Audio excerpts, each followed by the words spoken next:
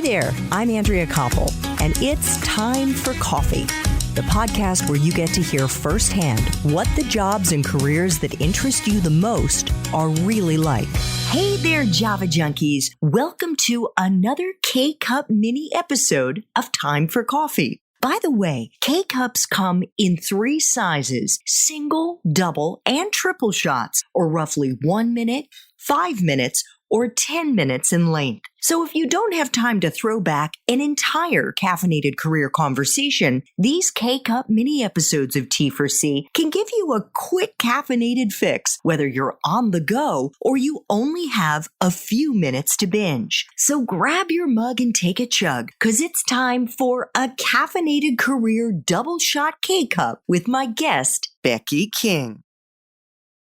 I was hoping, Becky, we could do like a little simulation here because I think it would be really helpful for our young listeners, especially those who don't have a career counseling center the way that Wellesley does and the way that some of the other institutions where you've worked do, to really hold the hand of a student and help them through this process. Just broad brushstrokes. Let's pretend that I'm one of the students that's come to you with my hair on fire because I'm graduating in the spring of 2020 and I have no clue what I want to do when I graduate.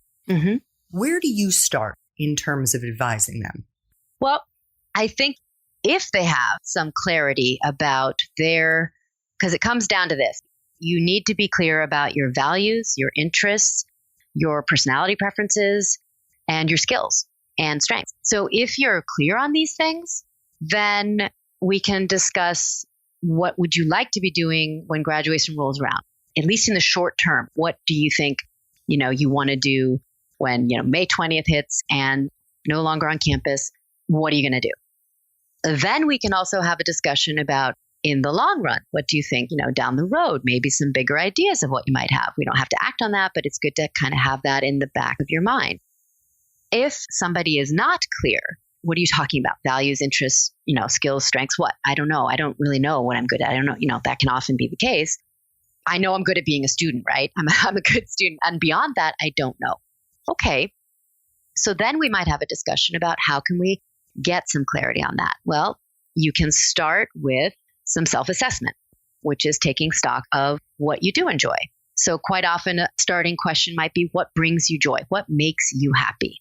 When was the last time you felt really engaged in something and like you were making a difference? So I have, sort of in my toolkit, I have a top 10, here's some questions, to ask to get a handle on interests and what you're good at and skills and strengths. And then trying to imagine, who would you like to be working with? What are the types of problems you'd like to be solving? Just to give yourself some sort of framework. And then the step would be, where would that be? So if I like helping people and solving problems, where can I do that? Well, in a number of places, right? So then you have to kind of fine tune that.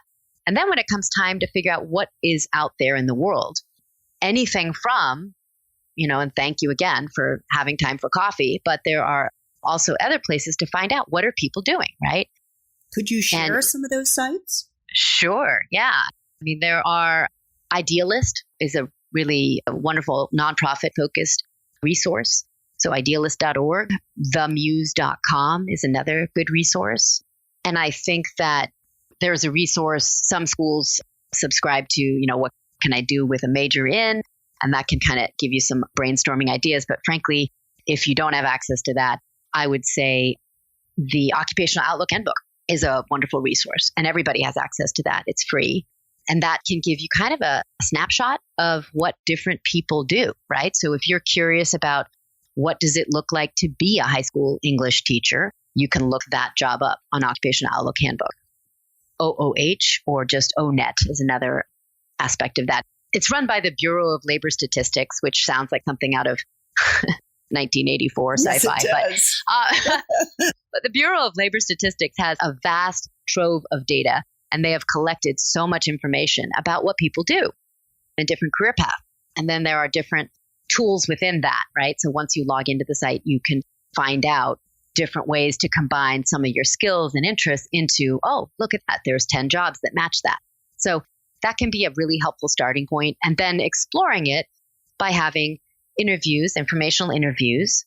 So just to be clear, interviewing, there's job interviews when you're actually applying for a job and selling yourself for a job. And I'm talking about informational interviews where you're playing a journalist and you are asking people, what do they like best? What do they like least? How would you get started? What are some necessary skills? Is there a required degree, etc.? Thanks for tuning in to this K-Cup mini episode of Time for Coffee. If you want to listen to our entire caffeinated career conversation, please check out the show notes for this episode. Thanks so much for listening to Time for Coffee, where the professionals in the jobs that most interest you always have time to grab coffee 24/7, no matter where you live. I have one quick favor to ask you. Remember to rate, review, and subscribe to Time for Coffee. Thanks so much.